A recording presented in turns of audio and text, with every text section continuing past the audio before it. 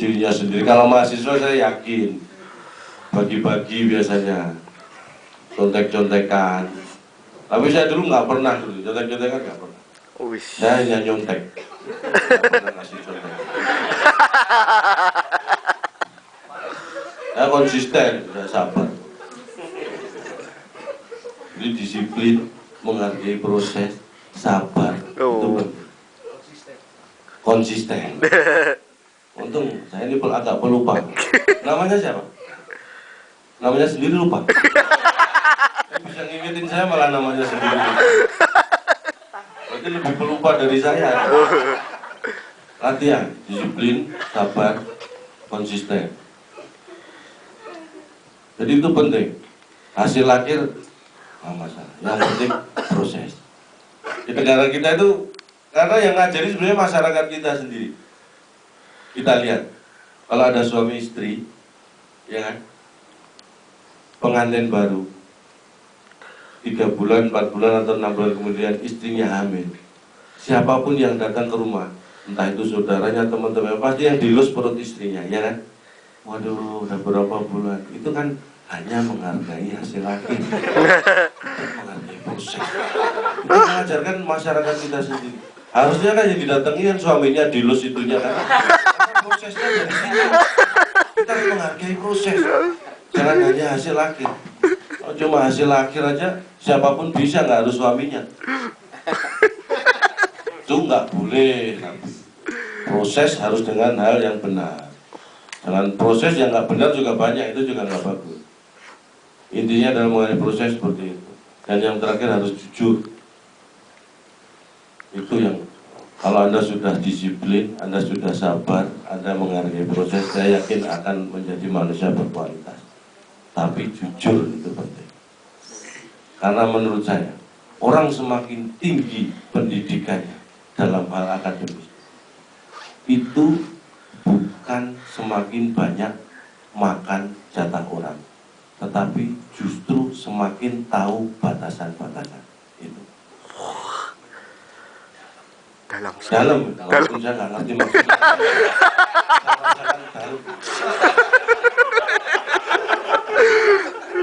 Saya bisa merasakan aja walaupun.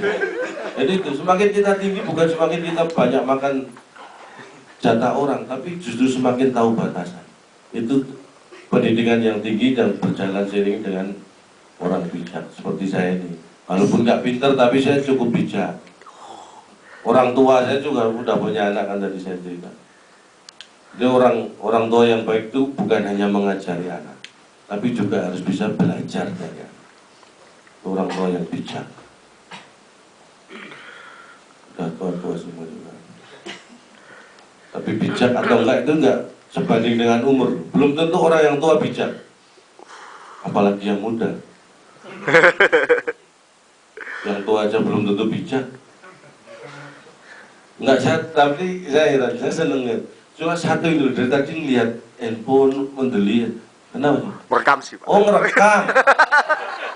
Kirain autis atau apa? Oh, enggak. Tapi autis itu tipe orang yang setia. Maksudnya? Karena autis itu melakukan hal yang sama di tempat yang sama dengan orang yang sama. Itu ciri-ciri autis. Jadi setia. Nggak kemana-mana. Nah, setia. Dari tadi handphone aja, apa, kamera aja dilihat. Padahal belum tentu ada memory cardnya itu. Saya yakin, hanya acting aja. Karena saya dulu seperti itu, malah lebih parah. Saya hanya pegang memory cardnya, nggak punya.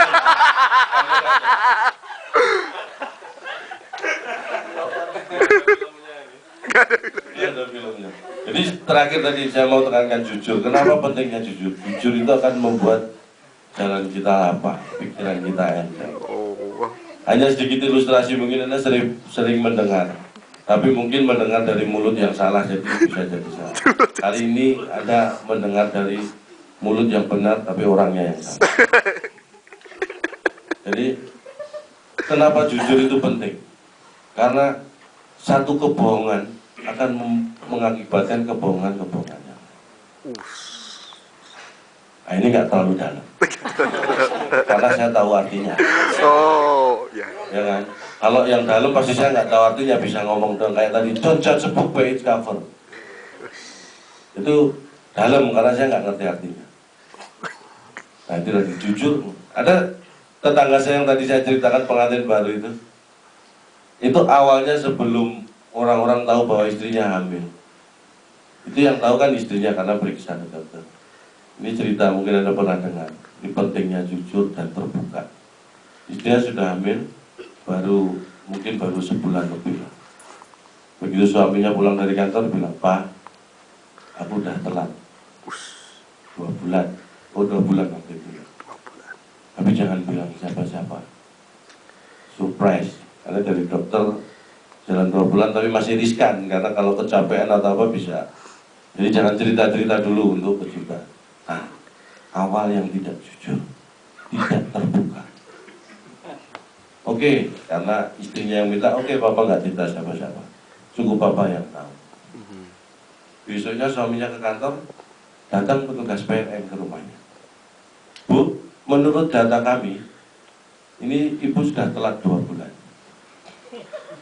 Kaget istrinya kan, ini pasti suami saya ya. Kok bisa tahu telat 2 bulan? Oh iya, ini iya dari informasi yang kita terima gitu. Petugas pulang, iya nunggu suami saya Pak. Iya boleh. Suaminya datang langsung dimarahi. Papa nggak pegang janji. Kan sudah dibilang jangan cerita siapa-siapa. Kenapa cerita-cerita ke orang-orang? Cerita apa? Cerita kalau mama telat 2 bulan. Enggak, Papa nggak cerita. Nggak cerita gimana tadi petugas PLN bisa tahu datang? Bu, telat 2 bulan. Itu kalau nggak Papa yang cerita. Enggak, Papa nggak cerita. Wah, suaminya jadi ikut marah. Kurang ajar, tahu dari mana ini petugas PLN. Besoknya disamperin ke kantor PLN. Kemarin yang datang ke Jalan Mawar nomor 5 siapa? Dipanggil petugas. Bapak yang ke rumah saya, iya. Ketemu istri saya, iya. Bapak kok tahu telat 2 bulan? Ada datanya Pak. Loh, ada data dari mana? Di komputer ada. Loh, kok bisa tahu? Ini harus dihapus, nggak boleh ada yang tahu. Nggak bisa Pak, harus dihapus. Supaya ini hilang datanya nggak dihapus gimana caranya? Harus bayar Pak. Loh, kenapa saya harus bayar? Saya nggak mau bayar. Kalau saya nggak mau bayar, ya terpaksa punya bapak diputus. Nah terus kalau punya saya diputus, kalau istri saya perlu waktu gimana? Ya mohon maaf Pak, terpaksa istri bapak harus pakai lilin atau senter. Bayangkan. Yang dimaksud petugas jauh beda. Udah begini, masa istri saya harus pakai lilin sama senter? Padahal yang diputus beda. Karena apa? Gara-gara nggak terbuka dari awal. Bisa seperti itu. Ini baru masalah listrik di rumah. Konotasinya sudah beda. Apalagi hal yang lain. Apalagi masalah negara. Ngeri deh. Makanya saya juga tidak bisa panjang lebar, karena kalau terlalu panjang kasihan yang ibu-ibu, kalau terlalu lebar kasihan bapak-bapak. Jadi itu yang bisa saya sampaikan, mudah-mudahan tidak bermanfaat. Karena saya yakin ini sudah banyak Anda dengar di mana-mana bahwa orang harus sabar, disiplin, menghargai proses, dan jujur. Saya yakin Anda sudah membaca dimanapun, mungkin mendengar ustadz-ustadz juga. Mudah-mudahan dari saya ini tidak bermanfaat. Jadi ambil yang bermanfaat, yang tidak bermanfaat disimpan. Jangan dibuang, karena tidak bermanfaat itu hanya masalah waktu. Bisa jadi sekarang nggak bermanfaat, siapa tahu di lain waktu lebih nggak bermanfaat. Jadi jangan dibuang yang tidak bermanfaat. Itu nanti kameranya kalau sudah selesai jangan dibuang. Oh iya. Yang nggak bermanfaat bukan kameranya, tapi Anda. Demikian dari saya, mudah-mudahan bisa menghibur. Dan ini masih ada materi lagi ya?